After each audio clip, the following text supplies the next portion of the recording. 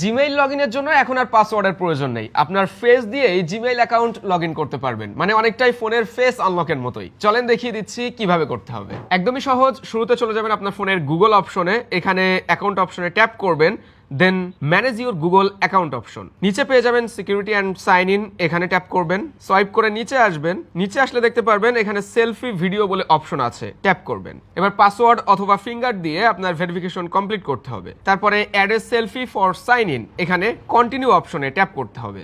নিচে আসবেন, এখানে টিক মার্ক দিবেন, দেন আই এগ্রি অপশন। কিভাবে সেলফি দিতে হবে সেটা লেখা আছে, আমি আপনাদেরকে প্র্যাকটিক্যালি দেখাচ্ছি। নেক্সট অপশনে ট্যাপ করবেন, ক্যামেরাটা এই বৃত্তের মাঝামাঝি রাখবেন, স্টার্ট অপশনে ট্যাপ করতে হবে, উপরে তাকাতে হবে, নিচে, হয়ে গেল ভেরিফাইং। এরপরে কিছু সময় নিবে। Your selfie has been saved, okay অপশনে ট্যাপ করব।